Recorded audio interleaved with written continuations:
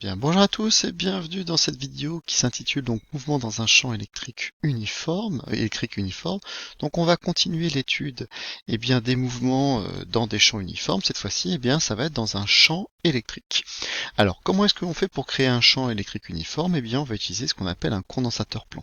Ça, vous avez déjà dû voir ça l'année dernière en première. Je fais un rappel sur ce que c'est qu'un condensateur plan. Alors, je marque.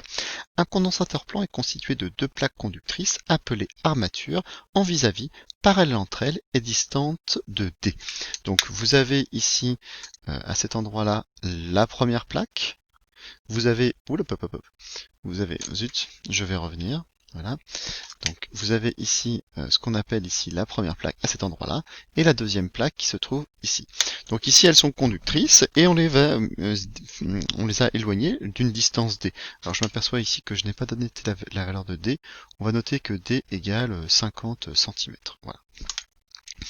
Ensuite, si on impose une tension U constante aux bornes du condensateur plan, donc ici entre A et B, je vais imposer une tension, alors j'ai un champ électrique qu'on va noter E avec une flèche majuscule, qui va être uniforme, c'est-à-dire identique en tout point, et constant, ce qui veut dire qu'il ne va pas varier dans le temps, et il est créé entre les deux armatures. Il est perpendiculaire aux plaques, orienté de l'armature positive vers l'armature négative, et il a pour norme E égale U sur D.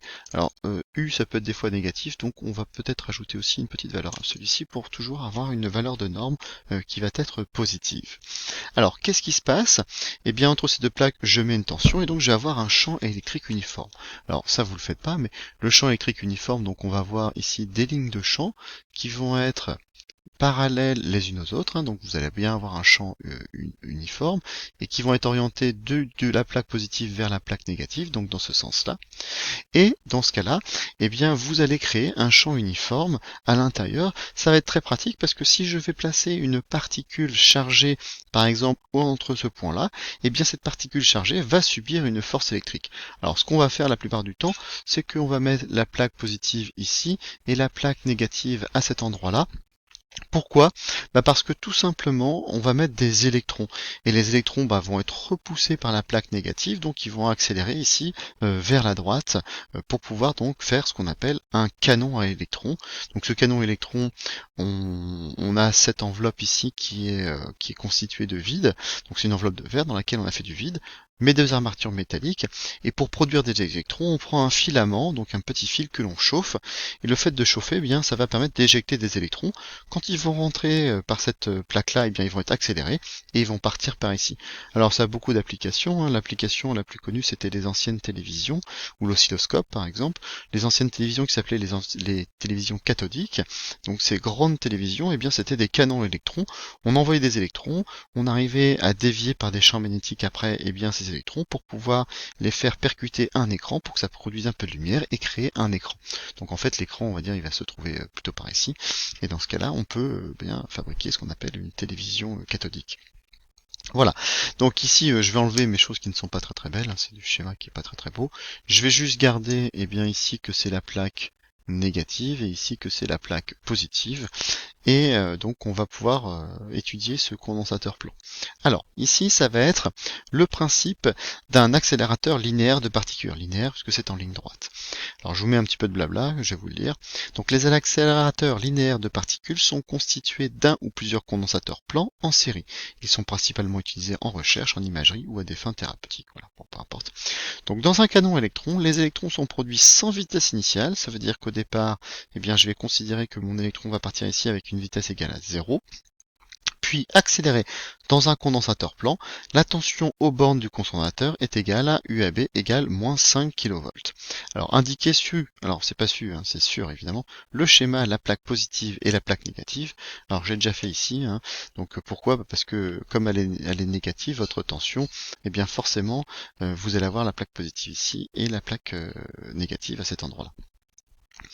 Deuxièmement, c'est 2 petits b, montrer que le poids de l'électron est négligeable face à la force électrique qu'il subit. On donne la masse de l'électron et on donne aussi la charge élémentaire. Alors pour ça, vous allez prendre une feuille, on va avoir besoin de noter pas mal de choses, vous commencez à avoir l'habitude, et puis on va noter 2b. Donc 2B, ici, il faut que j'arrive à montrer que le poids est négligeable devant la force électrique. Je vais essayer de calculer mon poids. Eh bien, le poids ici, vous savez que P égale mg. D'accord? Donc si j'applique cette formule-là au poids de l'électron, donc je vais appeler ça P par exemple entre parenthèses E-, eh bien c'est la masse de votre électron, M- fois G. La masse de l'électron, elle est donnée dans l'énoncé, c'est 9,11 fois 10 puissance moins 31 kg fois G qui est de 9,81. Donc ça, si je fais mon calcul, eh bien je trouve 8,9 fois 10 puissance moins 30. C'est une force, ça se mesure en newton. Voilà, ça je peux calculer mon poids. Maintenant, si j'ai besoin de calculer bien la force électrique, alors ça il faut faire appel au souvenir de première, bien vous avez dû voir que la force électrique ici, F égale QE. Alors, F, ça c'est la force électrique, Q c'est la charge de votre particule, et E c'est votre vecteur champ. Alors comme ici on a besoin que des normes, bien je vais pouvoir dire que FE égale QE. Attention, puisque la valeur Q peut être positive ou négative, donc on va mettre des valeurs absolues ici, F égale QE dans ce cas-là. Et donc je vais pouvoir calculer maintenant bien, la force électrique que va subir mon électron. La force électrique que va subir mon électron, bien ça va être valeur absolue de Q, c'est-à-dire un électron s'est chargé par une valeur négative moins E, fois E, qui elle est donnée par la formule ici, donc valeur absolue de U sur D. Donc valeur absolue de U sur D. Et voilà, dans ce cas-là, bien j'ai tout. Je vais pouvoir passer à mon application numérique.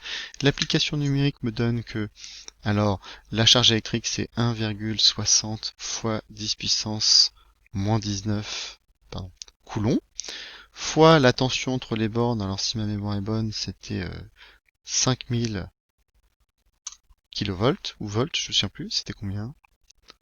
Ici, c'était marqué 5 kV, donc c'est là, 5000 volts. Donc divisé par la distance entre les deux, 50 cm. Donc je fais diviser par 50 fois 10 puissance moins 2. Donc ça vous donne que votre force électrique, ici, si je fais l'application numérique et le calcul, on trouve 1,60 fois 10 puissance, moins 14. C'est une force, ça se mesure en newton. Voilà, alors juste là, intuitivement, vous voyez 10 puissance moins 14, 10 puissance moins 30, on voit que celle-ci est beaucoup plus forte. Alors on peut peaufiner un petit peu le calcul en faisant le rapport des deux. Généralement pour faire le rapport, on fait toujours la plus grande divisée par la plus petite. Donc ça veut dire que la force électrique subie par mon électron que je divise par le poids de mon électron, c'est égal à donc 1,60 fois 10 puissance moins 14. Non, je vais pas mettre une newton dans mon calcul quand même. Voilà, divisé par le poids de l'électron tout à l'heure, on avait trouvé 8,9 fois 10 puissance moins 30. Voilà, et donc je trouve très approximativement 10 puissance 15. Voilà, 10 puissance 15. Donc ça veut dire que la force électrique que va subir mon électron est un facteur de 10 puissance 15 fois plus importante que mon poids. Il est évident qu'on va pouvoir négliger le poids de mon électron. Donc on peut négliger le poids de l'électron devant la force électrique, évidemment. Voilà, donc on a répondu à cette question-là, qui est la question petit b. On va maintenant faire la question petit c, calculer le travail de la force électrique entre les deux armatures A et B. Le travail est-il moteur, nul ou résistant? Alors, donc je vais écrire cette question ici, par exemple, cet endroit-là. C'est la question 2C. Donc, il faut calculer le travail d'une force. Alors, le travail d'une force, c'est quoi? Donc, on note W de A vers B, ici de votre force électrique. Alors, c'est fait pour l'électron, donc je vais enlever entre parenthèses l'électron, parce que sinon ça va être trop compliqué à noter. Donc, c'est quoi? Par définition, le travail, c'est quoi? C'est FE scalaire AB. Et donc dans ce cas-là, je vais essayer de détailler un petit peu les deux. Donc c'est FE, la force électrique. Et bien dans ce cas-là, ça c'est QE, scalaire, AB. Donc si je fais mon produit scalaire, ça vous donne Q en norme de E fois norme de AB fois cosinus alpha, et l'angle entre le vecteur E et le vecteur AB. Alors, on va le voir juste là. Bon, je vais peut-être le faire maintenant. Donc, l'angle entre E et AB. Alors, si vous voyez bien, le E se trouve ici. Et AB, bah, A est ici, B est par là. Ça veut dire que je peux le représenter alors sans respecter les valeurs. Donc, le AB est ici. Donc, regardez bien, c'est l'angle entre E et AB. Bah, cet angle-là, il est là. C'est 180 degrés. Voilà. Donc maintenant, alors si je reviens ici, alors Q, bah, c'est la charge de l'électron, c'est moins E. E fois AB, c'est ma distance D, fois le cosinus entre les deux, donc cosinus de 180. On peut faire un petit peu de place. Alors ici, cosinus de 180, c'est moins 1, donc les moins vont s'annuler. Ça va vous donner E. Alors la valeur du champ grand E, c'est U sur D, fois D. Je peux simplifier par mes D. Ça vous donne que le travail du poids, c'est E fois U. Et voilà. Donc le E, c'est 1,60 fois 10 puissance moins 19 coulombs, fois ici 5000 volts. Et donc dans ce cas-là, je vais trouver que le travail des forces électriques sur mon électron, donc W de A vers B de FE ici, c'est égal à 8,00 fois 10 puissance moins 16. Alors l'unité quoi, c'est un travail, donc c'est une énergie, ce sont des joules. Alors ici, c'est une valeur qui est positive. Ça veut dire que le travail ici est un travail moteur. Ça veut dire qu'il va permettre bien d'accélérer mon électron. Et donc, si c'est un travail moteur, ça veut dire que la vitesse va augmenter. Ça veut dire aussi que je vais acquérir de l'énergie cinétique aussi, forcément. Voilà. Dernière question, elle est où? Elle est là-haut, c'est laquelle? C'est celle-ci. En appliquant le théorème de l'énergie cinétique, déterminez la vitesse VB à la sortie de la vitesse de VB de l'électron à sa sortie. Peut-être pas très bien dit ici. Alors, le théorème de l'énergie cinétique, on l'avait vu, il était ici. Donc celui-là, c'est donc la variation d'énergie cinétique est égale à la somme de tous les travaux des forces. Alors, on a déjà quasiment tout. Alors, je vais écrire ici cette question petit 2, petit d, et puis on va le noter ici, à la suite. Donc, petit 2, petit d. Alors, le théorème de l'énergie cinétique, hein, c'est quoi? C'est la variation d'énergie cinétique pour aller de A vers B, qui est égale à la somme des travaux, la somme des travaux de toutes les forces. Alors, je vais l'écrire un peu mieux, ça va pas être très joli. Donc, la somme des travaux de A vers B de toutes mes forces. Alors, donc on va détailler un peu. Les sommes des forces, bah, c'est pas compliqué. Les seules forces qui s'exercent dessus, bah, c'est ma force électrique. Donc le seul travail qui va s'appliquer sur cette force ici, bah, c'est le travail de la force électrique. Donc c'est W de A vers B de ma force électrique, voilà, que j'ai déjà calculé dans la question précédente. Et la variation d'énergie cinétique, bah, c'est l'énergie cinétique en B moins l'énergie cinétique en A. L'énergie cinétique en B, ça va être 1 demi de m, la masse de l'électron, attention, c'est la masse de l'électron, c'est me, fois la vitesse en B au carré, moins 1 demi de la masse de l'électron fois la vitesse de mon électron en A au carré, qui est égal à W A FE ici.